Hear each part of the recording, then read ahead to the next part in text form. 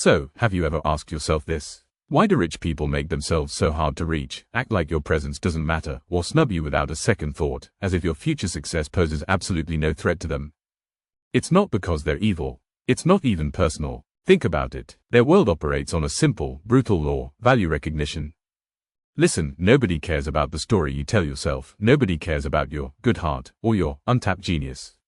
But the cold, hard evidence of your worth in the marketplace of human existence. What do you produce that anyone would pay for? What problem do you solve that anyone with power needs solved? What leverage do you hold that would make someone hesitate to screw you over? The answer, if you're being honest, is likely nothing. And that is why you are being kept as less value. The rich and the powerful do not snub you out of malice. They do it out of efficiency. They are master assessors of value, and their scan of you returns a blank screen.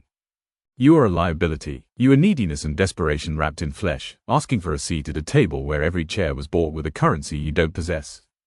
Let's begin with the first, and only, lesson you will ever need. You are not being snubbed. You are being correctly identified. You are a ghost. You have no substance. You project no power, no value, no tangible threat. To the rich, to the powerful, you are not even a person. You ask why they don't fear your future success. It is because they understand probability, and you are a statistical zero. The moat around their life is not filled with water. It is filled with lawyers, generational wealth, and social contracts written in blood and silence. You will never cross it. Your fantasy, that you will succeed and they will need your help, is a fairy tale you tell yourself to make the humiliation palatable. It is the opiate of the mediocre. First, even if you succeed, you will be a new outsider. A tourist in their world. They have old money, old names, old secrets. You will have a new car. They find this amusing, not intimidating. Second, they will never need your help. Their system is closed, a perfect, self-licking ice cream cone of influence. Their needs are met by others inside the fortress. A doctor from their club. A banker from their family. You are an unvetted, off-brand product. They do not take risks on unknown quantities. Third, and this is the most vital thing you will ever understand, fear is a currency. They spend it only on clear and present dangers. You are not a danger.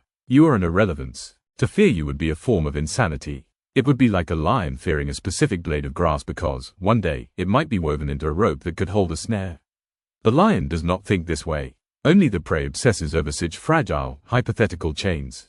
Their snub is not an insult. It is the most honest feedback you will ever receive. It is the market correctly valuing your stock at zero. So, what is the correct response to this knowledge? Not resentment. Resentment is the ego's scream, a confirmation of your own weakness. The correct response is silence. And action. Stop seeking their validation. It is a badge of slavery. Stop hoping for their fear. It is a child's wish. You must become so cold, so focused, that you no longer look at your progress or failures. And one day, if your value is high enough, if your lights are bright enough, they will send an emissary. Not out of fear, not out of regret, but out of cold, pragmatic interest. And on that day, you will have a choice. You can let them in, for a price. Or you can do what they did to you. You can turn away, not out of malice, but because you, too, have learned to filter out the noise. Now, the lesson is over. The truth has been spoken. Go build your value, or go back to being a ghost. The choice is the only thing about you that matters.